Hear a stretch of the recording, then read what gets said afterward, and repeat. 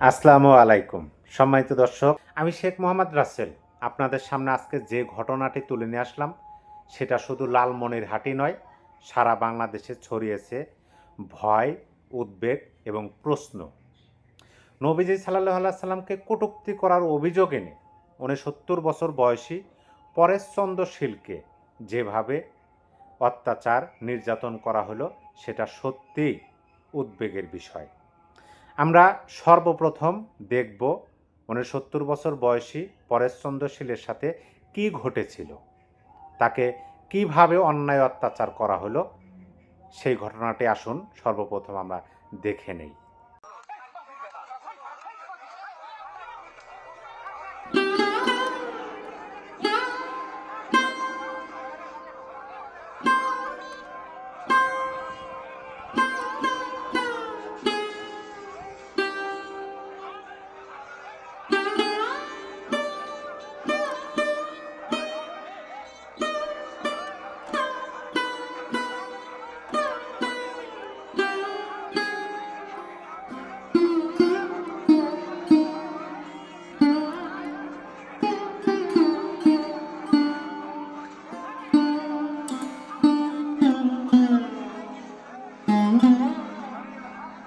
সম্মানিত দর্শক, সম্পূর্ণ ঘটনাটি আমরা দেখলাম এবং স্পষ্টতই বুঝতে পারলাম কিভাবে তৌহিদি জনতা নামধারী ব্যক্তিরা একজন ৬৯ বছর বয়সী বৃদ্ধকে অত্যাচার এবং নির্যাতন করলেন।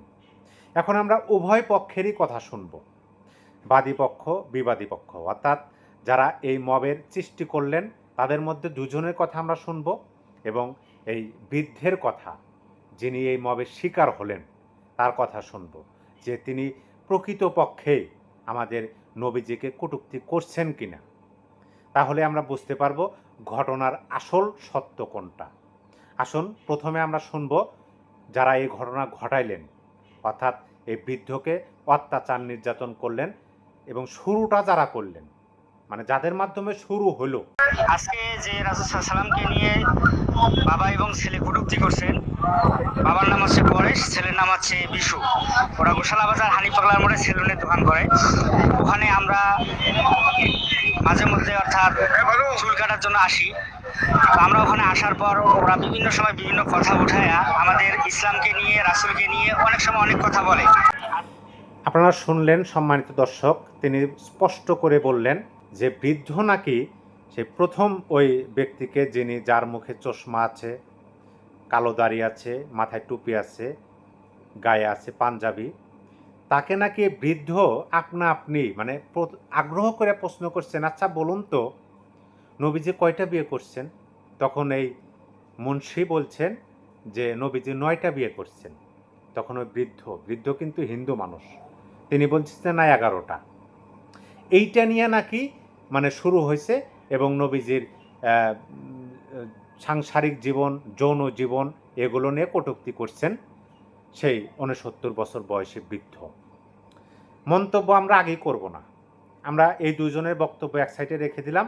এখন আসেন আমরা সেই পরেশচন্দ্র শীল বৃদ্ধের পুত্রবধূর কথা শুনি, কারণ পরেশচন্দ্র শীল তো এখন কারাগারে, তিনি থানা হেফাজতে আছেন এবং তার পুত্রবধূ তার স্বামী এবং শ্বশুরের সাথে দেখা করতে গেছেন এবং তাদের মুখ থেকে শুনছেন, শুনে তিনি কি বলছেন সেটা আমরা শুনি, খুব মনোযোগ সহকারে শুনবেন। আমি দীপ্তি রানী রায়, পরেশচন্দ্র শীল আমার শ্বশুর, শ্রী বিষ্ণুচন্দ্র শীল আমার স্বামী। তারা দুজনে গোশালা বাজারে দোকান করে।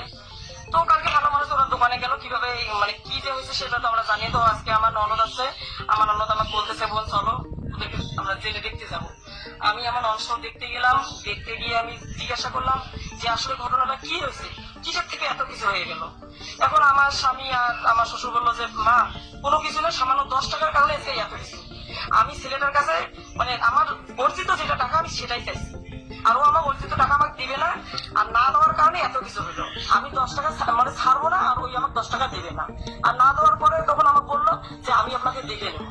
তো আমি আর কিছু বলতে চাই না, আমি শুধু দর্শকের কাছে একটাই অনুরোধ করে যাই, আমি আমার শ্বশুর আমার স্বামীর যে নির্যাতন যে লাইভটা আমার দোকানে হয়েছে তার আমি সুষ্ঠু বিচার চাই। আপনারা শুনলেন দুজনেরই কথা। আপনি বাদীর কথাও শুনলেন, বিবাদীর কথাও শুনলেন, অর্থাৎ যারা নির্যাতন করছেন তাদের কথাও শুনলেন, যারা নির্যাতিত হয়েছেন তাদের কথাও শুনলেন। এখন এই দুজনের কথাই একত্রিত করার চেষ্টা করেন এবং ঘটনার আসল সত্যটা বের করে কমেন্টে জানিয়ে দিন। এখন আমরা শুনবো লালমনিরহাটে পুলিশ প্রশাসন কি বলে এই বিষয়টা নিয়ে। খুবই মনোযোগ সহকারে শুনবেন, কারণ এটা খুবই গুরুত্বপূর্ণ এবং সেই পুলিশ সদস্য বা এসপি যিনি আছেন তার বক্তব্যটা সোশ্যাল মিডিয়াতে এখন ব্যাপকভাবে ভাইরাল। আপনারা শুনুন, তারপরে আমরা আলোচনা করি। আইনশৃঙ্খলা দায়িত্ব আমার, কিন্তু যে ঘটনা ঘটেছে সেটা আমারও কলিজায় আগুন লেগেছে। আপনাদের মতো চোখের পানি আমারও এসেছে। কিভাবে এত বড় গুরুত্বপূর্ণ আচরণ এদেশ করে? আমি আপনাদেরকে ওয়াদা দিলাম, আমি তাকে যত অ্যারেস্ট করেছি বাংলাদেশে আমি এমন মামলা তাকে দিব, এমন মামলা তাকে দিব, নিশ্চিত তার যেন তিনি যেভাবে কথা বলছেন, তিনি একজন মুসলিম হিসাবে অবশ্যই তিনি শুধু নয়, সারা মুসলিম বিশ্বের সকল মুসলিমদের মনে আঘাত লাগবে যদি সত্যিকার অর্থেই সেই বৃদ্ধ নবীজিকে নিয়ে এরকম নিষ্ঠুর কটূক্তি করতে পারেন বা করেন। কিন্তু ঘটনাটি তো এখনও মীমাংসিত না। আর তিনি একজন আইন শৃঙ্খলা বাহিনীর সদস্য, তার আন্ডারে, তার আয়ত্তে থাকে ওই থানা।